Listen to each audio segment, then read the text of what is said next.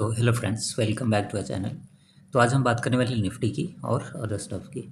अगर हम निफ्टी की बात करें तो निफ्टी आज भी ऑलमोस्ट 24,000 के आसपास गई थी, 24,000 के ऊपर गई थी, बट वहाँ पे सस्टेन नहीं कर पाई और फिर जो क्लोजिंग आया है वो ऑलमोस्ट 23,990 के आया है। कल के दिन की भी बात करें तो 24,011 के आसपास गई थी और फिर वहाँ से अभी देखें तो अभी इसके पहले यहाँ पे एक गैप क्रिएट हुआ था ऑलमोस्ट। पॉइंट्स में देखें तो ऑलमोस्ट मतलब यहाँ पे थोड़ा सा ज़्यादा था, ऑलमोस्ट 600 500 से 600 पॉइंट्स का गैप था। यहाँ पे ऑलमोस्ट देखें तो ये 300-350 पॉइंट का गैप है। ठीक है, तो जब भी ऐसा गैप क्रिएट हो जाता है तो इन फ्यूचर मार्केट उसको फिल करने आता है और ये हमने बहुत टाइम देख चुका है। ठीक है, तो अभी आने वाले टाइम में मुझे लगता है कि ये जो हर्डल दिख रहा है यहाँ पे एक मतलब यहाँ जैसे मार्केट यहाँ से रिवर्स हुआ तो रिवर्सल के बाद से हो सकता है यहाँ पे थोड़ी सी प्रॉफिट बुकिंग आए या फिर थोड़ा सा एक मोमेंटम शिफ्ट हो, फिर थोड़ा सा मतलब एक नीचे की तरफ आए मार्केट, फिर वहाँ से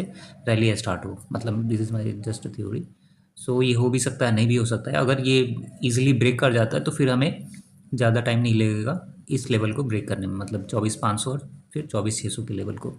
बट अगर यहाँ पे ऐसे होता है कि ये फर्स्ट टाइम मतलब फर्स्ट टाइम यहाँ पे हिट किया था और फिर नीचे आ गया, तो अगर सेकंड टाइम भी हिट करता है और नीचे आ जाता है फिर देखना होगा कि ये किस लेवल पे सपोर्ट लेता है। अगर इस लेवल पे आने के बाद से सपोर्ट ले लेता है 23,640 या 23,500 के आसपास तो अच्छा रहेगा, फिर ये हिट करके फिर ऊपर की साइड में मूव करेगा। बट अगर ये इजीली इस लेवल को ब्रेक कर जाता है, मतलब जैसे 24,000 आया और 24,300 24,400 के ऊपर आ गया, मतलब कल के दिन काफ़ी क्रूशल है। अगर कल मार्केट नेगेटिव जाता है, अगर आज बैंक निफ्टी देखें तो बैंक निफ्टी एक टाइम पे नेगेटिव चला गया था बट निफ्टी पॉजिटिव रहा, 50-60 पॉइंट तक निफ्टी पॉजिटिव था। तो अगर निफ्टी कल नेगेटिव हो जाता है किसी भी रीज़न से और 23,800 का जो लेवल है उसको टेस्ट करता है या फिर उसके नीचे आता है, तो आप समझ लेना कि 23,600 एक बार फिर से रीटेस्ट होगा और जो गैप पहले हुआ था वो गैप फिल करने आएगा और फिर यहाँ से गैप फिल करेगा, फिर मार्केट ऊपर की तरफ जाएगा। ये फर्स्ट थ्योरी है। सेकंड थ्योरी ये है कि मतलब मार्केट जिस फेज मतलब जिस स्पीड से अभी जिस फेज से चल रहा है वैसे ही चलता जाए और 24,500 24,600 ईजिली ब्रेक करके फिर ऊपर की तरफ चला जाए। अब देखने वाली बात होगी कि कल मार्केट कैसे रिएक्ट करता है। दोनों सिनेरियोज में से मार्केट कैसे कल रिएक्ट करता है और क्या सिचुएशन रहती है। बैंक निफ्टी की बात करें तो बैंक निफ्टी का जो ऑल टाइम हाई था, मतलब अभी रिसेंटली बेसिकली जो निफ्टी के साथ है, निफ्टी यहाँ पे थोड़ा सा स्ट्रगल कर रहा है। ठीक है, बट बैंक निफ्टी इसको क्लियर कर चुका था। ये क्लियर करने के बाद से बेसिकली इसके ऊपर ट्रेड करना स्टार्ट कर दिया था, बट उसके बाद से फिर से ऑलमोस्ट देखें तो ऑलमोस्ट 57,290 के आसपास आ चुका था, मतलब ऑलमोस्ट 500 रिसेंट हाई से 500 पॉइंट नीचे है। ठीक है, तो यहाँ पे भी कुछ गैप क्रिएट हुए हैं, मतलब इस वीक भी इसके पहले भी।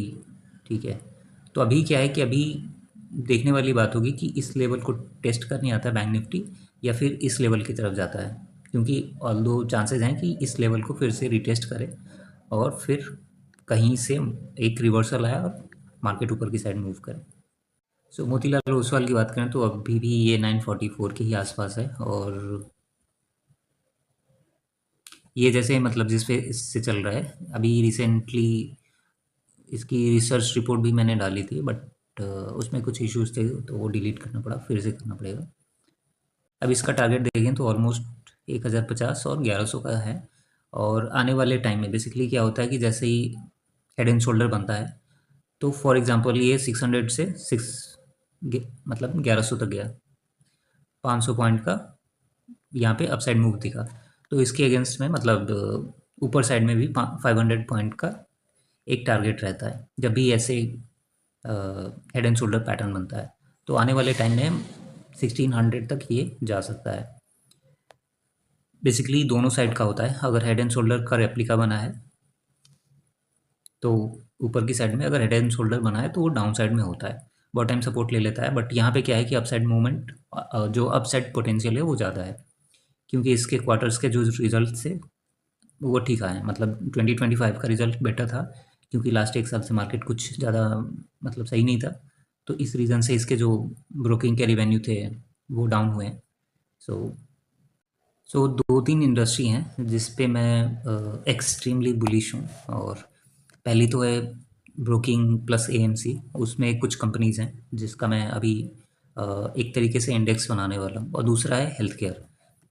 हेल्थ केयर में हो गया हॉस्पिटल, मतलब जो स्पेशली हॉस्पिटल बिजनेस है, उस पे मैंने पहले वीडियोस वगैरह बनाई हुई हैं आई गेस।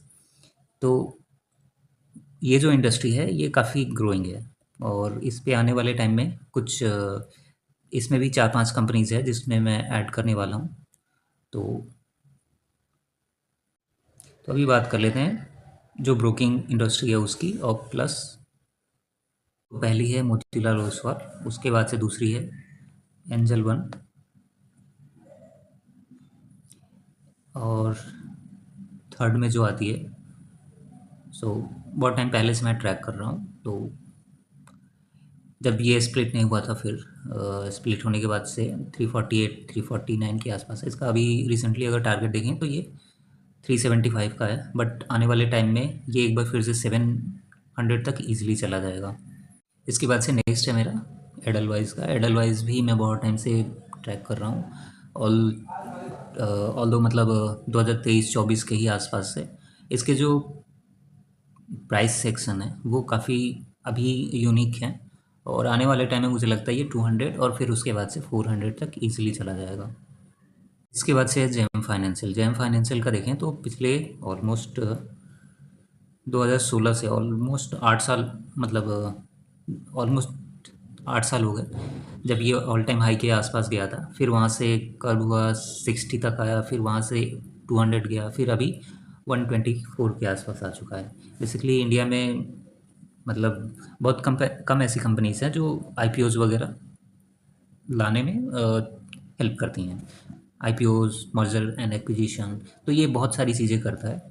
और अभी जैसे मोतीलाल पे की रिसर्च रिपोर्ट मैंने बनाई थी और उस पे थोड़ा सा डिटेल में बात किया था। वैसे ही जेएम फाइनेंशियल पे भी थोड़ा देखेंगे कि इसका जो मेन रेवेन्यू है, बिजनेस मॉडल है, वो क्या है और किस तरीके से काम करता है, इसका रेवेन्यू क्या है, तो डिटेल में बात करें। नेक्स्ट है H D F C M C.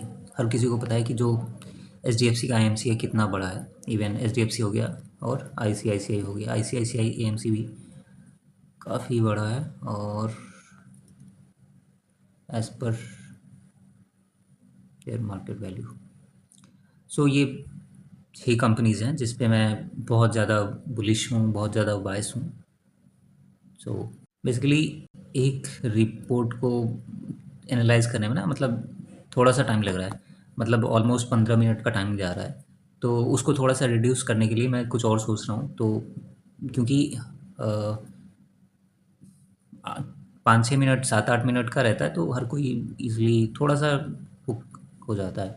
But 15 minute 20 minute का थोड़ा सा सोचना पड़ता है, क्योंकि फाइनेंशियल को इंटरप्रेट करना, ठीक है। और भी उसमें मतलब इन फ्यूचर में उसमें टेक्निकल्स भी ऐड करने वाला हूँ कि जैसे 50 EMA, 100 EMA, 200 EMA वगैरह।